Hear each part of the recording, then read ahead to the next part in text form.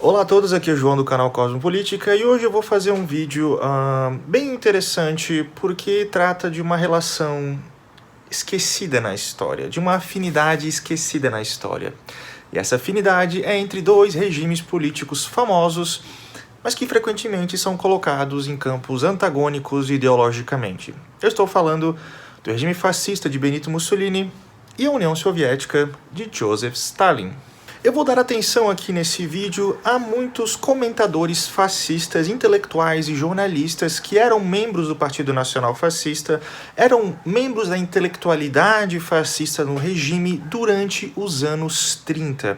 E aqui eu vou abordar o que muitos deles falaram sobre a União Soviética e qual era a relação do regime fascista que eles defendiam com a União Soviética stalinista. Mas antes eu quero lembrar que não é incomum na história acharmos comparações do regime fascista com a União Soviética. E a mais famosa dessas comparações, na verdade, não veio nem do campo fascista, veio do campo comunista. E foi ninguém menos que o clássico perdedor Leon Trotsky, que, do seu exílio, escreveu o seguinte, famosamente comparando o stalinismo do seu antigo camarada Joseph Stalin com uma prática fascista. O stalinismo e o fascismo, apesar de uma profunda diferença nas bases sociais, são fenômenos simétricos. Em muitas de suas características, eles mostram uma semelhança mortal. Um movimento revolucionário vitorioso na Europa abalaria imediatamente não apenas o fascismo, mas também o bonapartismo soviético. Ao virar as costas para a Revolução Internacional, a burocracia stalinista estava, do seu próprio ponto de vista, certa. Estava apenas obedecendo à voz da autopreservação. Veremos que Leon Trotsky não está sozinho nessa sua opinião de que o stalinismo e o fascismo têm realmente uma simetria, uma similaridade considerável, porque agora vamos falar dos intelectuais fascistas no começo dos anos 30, sobre o que eles começaram a perceber, né, de similar entre o regime fascista e o regime soviético, e podemos começar com Hugo Espírito, que foi provavelmente o teórico mais radical do corporativismo fascista nos anos 30. Em 1932, no convênio na cidade de Ferrara, Espírito apresentou a sua proposta das corporações proprietárias. Bem, o que é isso?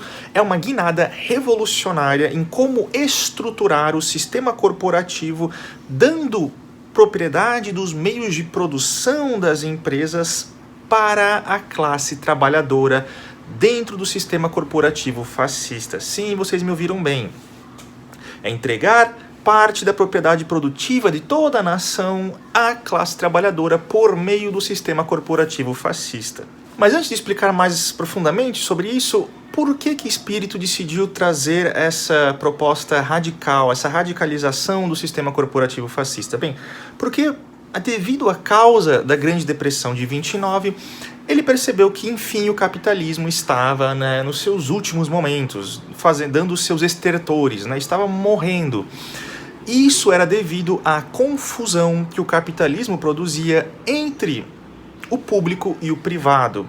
Ele via que, na verdade, as grandes empresas capitalistas estavam tornando-se, né, em simbiose com o Estado, perdendo a sua característica de economia de livre mercado e privada, ou seja, o capitalismo estava evoluindo para a sua crise final.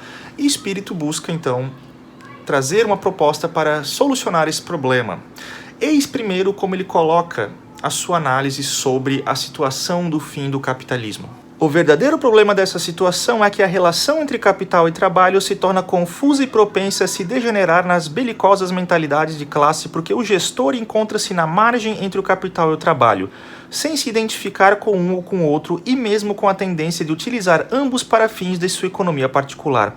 O trabalho é realizado por trabalhadores não acionistas, ou seja, não proprietários da empresa em que trabalham, de modo que não se interessam imediatamente em aumentar a produção e tendem a brigar com os diretores. Finalmente, os administradores, colocando-se entre o capital e o trabalho, tendem a explorar um e outro e a constituir sua propriedade privada particular que deriva da economia social e, no entanto, escapa ao seu risco. Para Espírito, a ascensão das grandes corporações, sociedades anônimas, onde não há mais, digamos assim, um dono, um burguês que controle e é responsável pela produção, acaba criando corporações em que os administradores da empresa, os gestores da empresa, encontram-se irresponsáveis frente à exploração da classe trabalhadora e à confusão do patrimônio da empresa com os entes públicos do Estado.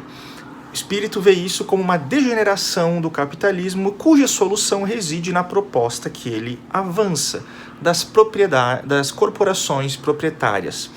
E eu vou agora pedir licença para citar o meu próprio livro, que vai ser lançado entre agosto e setembro, que eu faço um resumo bem didático dessa ideia de Hugo Espírito, e é assim que eu vou mostrar para vocês. Vamos lá. Essencialmente, o esquema de propriedade corporativa avançada por Espírito busca tornar os trabalhadores das corporações em acionistas da empreitada produtiva, de modo a torná-los proprietários na medida de seu lugar na hierarquia orgânica da corporação.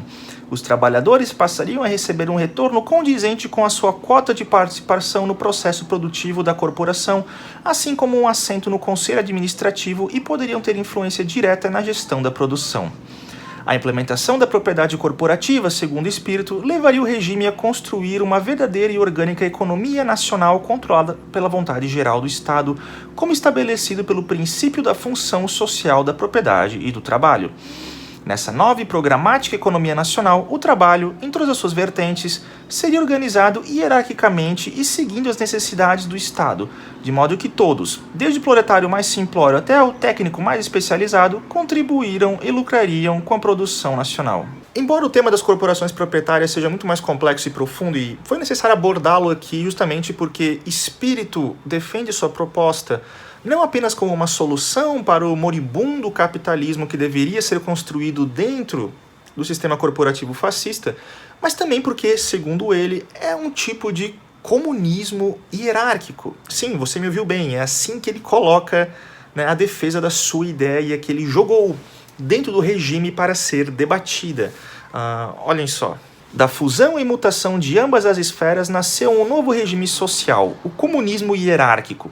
O desmantelamento teórico do liberalismo foi o ponto de partida. O corporativismo foi um instrumento para alcançar os fins e o coletivismo e a industrialização foram as receitas de Espírito. A corporação tornou-se assim um bloco industrial produtivo autônomo destinado a resolver o futuro desenvolvimento do aparato econômico italiano e alcançar a constituição orgânica da nação. Os critérios técnicos orientariam sua implementação, eliminando os elementos semifeudais, individualistas e parasitários, reconhecendo direitos e propriedade social apenas aos produtores. Espírito é ainda mais enfático, não apenas falando que isso é um tipo de comunismo hierárquico, como na verdade é uma solução que resgata, né, os anseios e objetivos primordiais da Revolução Bolchevique de 1917. É assim que ele coloca, é nesses termos. O que emergiria do corporativismo integral projetado por Espírito seria um Estado economicamente individualizado e através de pessoas e grupos de pessoas em sindicatos e corporações, todos encontrando sua identidade política como uma comunidade nacional na forma de um Estado totalitário. Historicamente, tal resolução satisfaria os interesses ideológicos que animaram o fascismo desde sua fundação. Substituiria o antigo socialismo, o oponente antinacional e antiprodutivo do nascente fascismo, para fazer seu o que permanece vivo e produtivo na experiência bolchevique. Em se tratando do regime fascista dos anos 30, você pode pensar, bem, esse cara era um maníaco, era um louco, era um sujeito, né, que era isolado, era um fascista excêntrico e que esse projeto foi totalmente execrado, né, e jogado fora por todos os outros fascistas que eram anticomunistas e antissoviéticos. Mas não foi bem assim.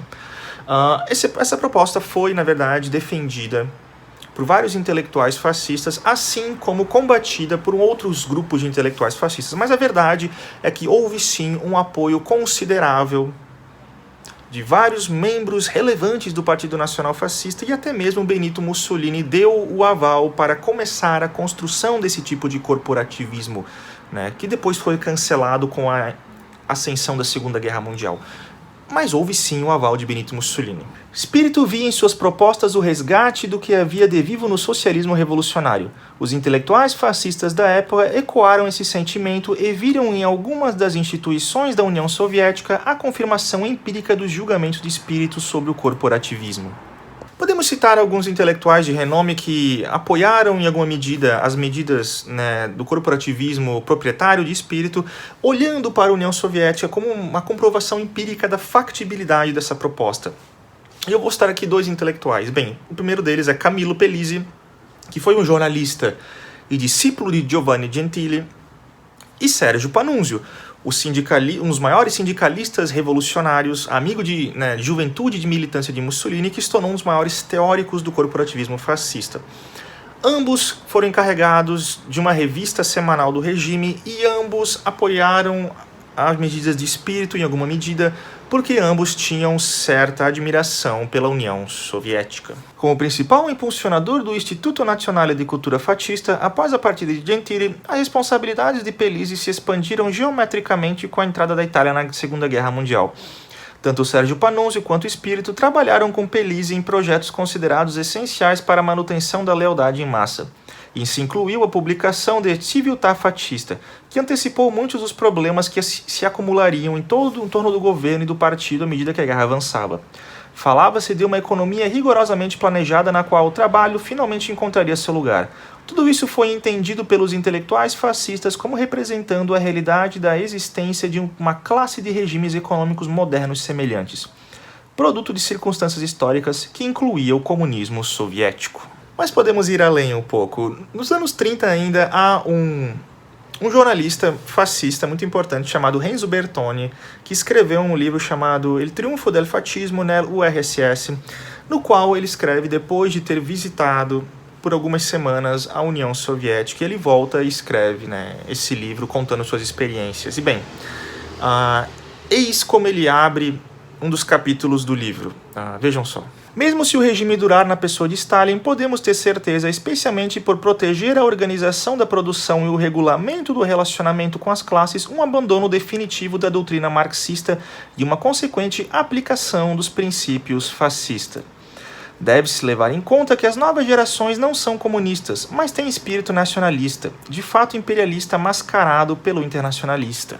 Percebe-se que, para Renzo Bertoni e muitos dos outros intelectuais fascistas, a guinada da União Soviética, dos seus desejos internacionalistas para o comunismo, o socialismo num país só de Joseph Stalin, para eles era uma representação de que era uma guinada para uma política fascista. Para eles isso era algo bom, não é verdade? Então eles viam que o nacionalismo soviético, conjugado com sua estruturação estatal da produção econômica, colocava tanto a Itália fascista quanto a União Soviética num grau de similaridade considerável que eles não poderiam deixar de notar. Mas aqui o Renzo Bertoni ele ainda acha uma similaridade muito mais profunda e poderosa do que a mera esquematização estatal da economia. Olha só, ele coloca que, na verdade, o que une a Moscou soviética da Roma fascista, na verdade, é um profundo inimigo em comum. Esse inimigo em comum é o liberalismo democrático. O fascismo foi chamado de bolchevismo ocidental, bolchevismo tricolor. Se há algo em comum entre o fascismo e o bolchevismo, esse algo é o velho mundo, um inimigo em comum. A Moscou bolchevique destruiu o velho mundo russo e o mundo democrático liberal em desenvolvimento para construir um novo segundo as linhas daquele esquematizado pelo cérebro dogmático de Marx. Moscou é dogmática. Hoje, Roma e Moscou são, por razões ideais, inimigas. A Roma fascista e a Moscou bolchevique constituem uma antítese histórica, espiritual e baseada em princípios, espírito e matéria. Mas Roma e Moscou lutam, ainda que em frentes diferentes, pelo bem da humanidade, estabelecer uma nova ordem na vida do povo. É também por isso que a antítese atual só pode ser temporária, especialmente porque Roma e Moscou têm inimigos comuns, por exemplo, princípios democráticos liberais.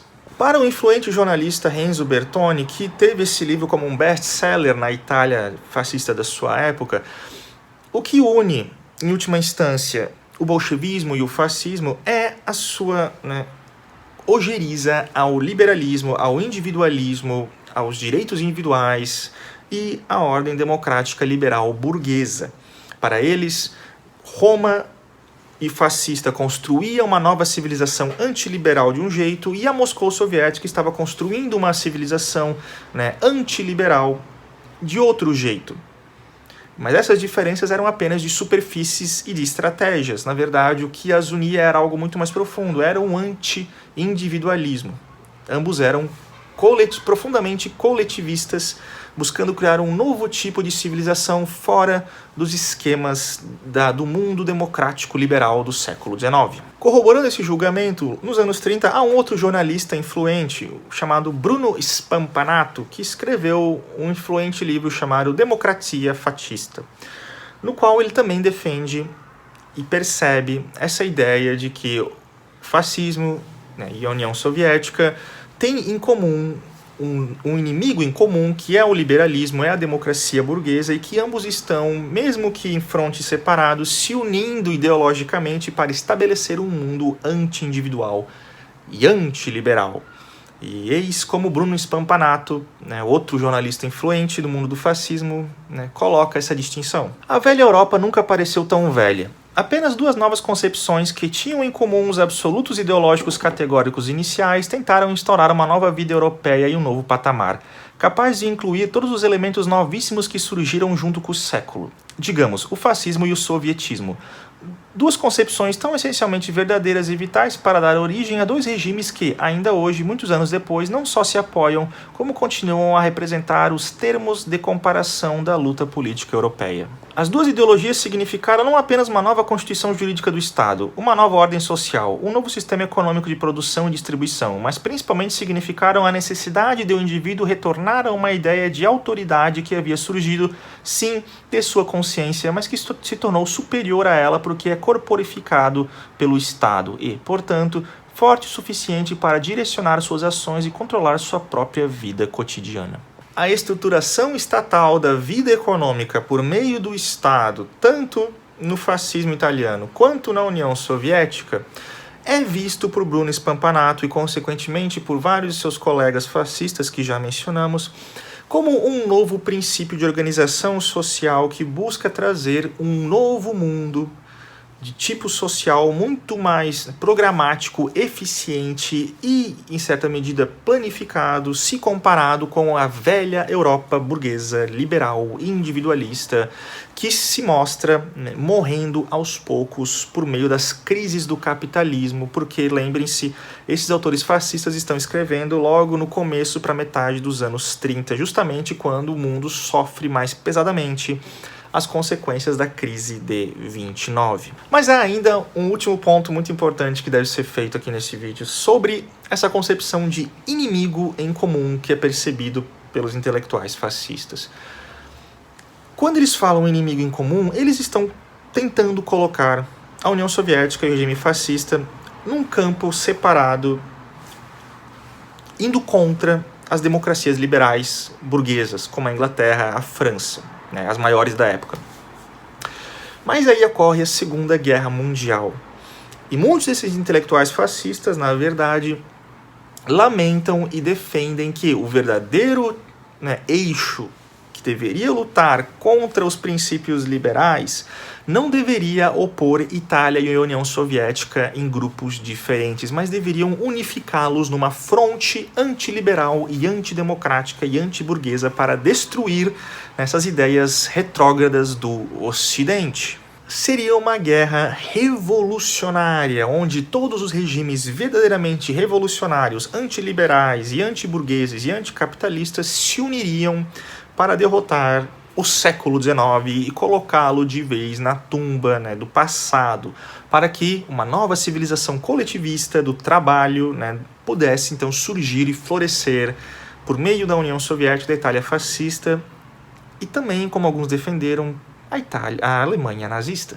E é assim, primeiramente, que os intelectuais fascistas tentam enquadrar essa guerra como uma guerra revolucionária, Vejam só. Foi o diretor do Lavoro Fascista, Fontanelli, quem iniciou essas reflexões no dia seguinte à declaração de guerra. Esta guerra foi a Guerra do Povo, aliás, a guerra de sua resolução, o conflito entre os antigos partidários do capitalismo e os jovens partidários da nova ordem. Precisamente, o mundo burguês tornou-se o verdadeiro inimigo da guerra, até porque o próprio conceito de guerra revolucionária se fundiu com a polêmica antiburguesa. Essa guerra, recordou Passaretti no jornal da Confederazione dei Lavoratori dell'Industria, além de ser a continuação lógica do fascismo, teria resolvido definitivamente o problema da burguesia. E novamente, nessa situação, encontramos ninguém menos que Hugo Espírito, que também escreve um livro chamado A Guerra Revolucionária, no qual ele defende justamente essa postura, essa opinião de que a guerra deve ser verdadeiramente revolucionária porque deveria incluir no seu escopo todos os regimes revolucionários, né, de um lado contra o liberalismo e a burguesia e o capitalismo do outro lado, né? Espírito defende então que se faça uma união entre todos os regimes revolucionários como a União Soviética, a Alemanha nazista e a Itália fascista. A terceira hipótese, definida como uma aliança antidemocrática, contemplava o fascismo e o bolchevismo unidos contra as democracias liberais capitalistas.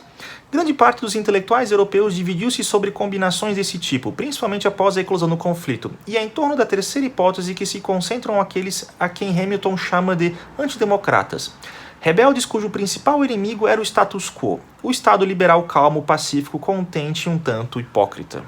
É indiscutível o tom fortemente antiburguês e antiliberal de todo o ensaio, centrado na distinção entre a burguesia e proletariado, a mesma distinção que não convenceu Mussolini. Espírito, por outro lado, está certo de ter encontrado o sujeito de sua revolução e, quase fazendo eco ao manifesto de Marx e Engels, traça um caminho histórico destinado a levar à vitória de uma revolução internacional em que as novas necessidades proletárias triunfarão, integrando-se, porém, em perfeita síntese com o que resta de válido das velhas necessidades burguesas. De fato, o filósofo italiano enfatizava repetidamente, desde o início dos anos 30, a necessidade de fasticizar ou corporatizar o mundo. De fato, muitos intelectuais fascistas, entre eles Espírito, lamentavam que a União Soviética e a Itália fascista acabaram por causa de motivos políticos e pragmáticos de Mussolini, acabaram ficando em lados diferentes da guerra, e também lamentava que os interesses da Alemanha nazista e da União Soviética eram totalmente antitéticos e não poderiam ser conciliados. Isso foi uma fonte de muito estresse e tristeza para Espírito e muitos intelectuais fascistas que queriam fazer uma verdadeira guerra revolucionária contra a velha Europa burguesa e liberal e tiveram que se contentar com o desastre que acabou sendo a guerra. Mas vamos lembrar aqui, antes de acabar o vídeo, de mais um intelectual fascista que também na mesma época defendia esse tipo de guerra revolucionária que deveria se unir, né, a Itália fascista, a União Soviética e a Alemanha nazista. Bem, e esse intelectual fascista foi ninguém menos que o nosso amigo Nicola Bombati. Eu já fiz um vídeo aqui sobre Nicola Bombati, né, que foi um dos fundadores do Partido Comunista Italiano, que depois se volta e vira um apoiador, né, até o final de sua vida de Benito Mussolini e morre fuzilado ao lado de Benito Mussolini. Mas Bombati, no começo da guerra, defendia no seu jornal La Verità que deveria fazer realmente uma guerra revolucionária, tendo de um lado a Alemanha nazista, União Soviética, Itália fascista, né, os novos regimes antiliberais do novo mundo, contra o velho mundo da burguesia capitalista inglesa e francesa. Vejam só. Foi neste contexto que surgiu no discurso da revista La Verità a ideia de uma verdadeira estratégia global das três revoluções totalitárias, que superaria a discriminação ideológica direito-esquerda em nome da aversão comum à velha ordem burguesa capitalista. A crítica de Bombati começou a deslocar os termos da análise para o terreno da comparação entre o regime bolchevique, por um lado, e os regimes fascista e nazista, por outro. A categoria de totalitarismo passou a ser cada vez mais utilizada para definir um movimento histórico de natureza metapolítica, cujo objetivo teria sido a destruição da velha ordem demoplutocrática e a construção de uma nova civilização do espírito e do trabalho. Como todos sabemos, isso nunca aconteceu porque, por motivos contingentes e históricos e políticos e geopolíticos, Mussolini e Hitler acabaram se aliando numa desgraçada aliança que destruiu muito da Europa, acabou com os próprios regimes fascistas e nazistas e acabou preservando a União Soviética, né, para continuar a sua conquista imperialista da Europa nos próximos 40 anos. Mas isso não deixa de citarmos aqui que realmente houve uma afinidade muito intrigante entre intelectuais fascistas de renome durante os anos 30 que viam a União Soviética stalinista como um tipo de irmão um pouco estranho, um companheiro de luta antiliberal e antiburguesa e muitas vezes algo a ser emulado. Ou quando não, os fascistas se defendiam dizendo que eles estavam realizando os verdadeiros princípios revolucionários da Revolução Bolchevique de 1917.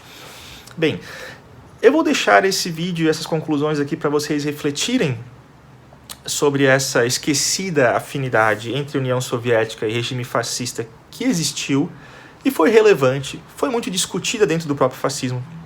E vou deixar ela aqui para vocês refletirem, né, o que vocês quiserem interpretar com isso tudo, ok? Então é isso, o meu link ali do curso do Marcelo Andrade está ali, se vocês quiserem ajudar o canal, adquiram um curso, porque eu vou fazer um curso de fascismo ali, vou começar a gravar esse mês, né? E é isso mesmo, galera, não esqueçam de se inscrever, curtem, compartilham, né, coloca o sininho aí, eu sou youtuber, eu tenho que falar isso, tá? É isso aí, até a próxima.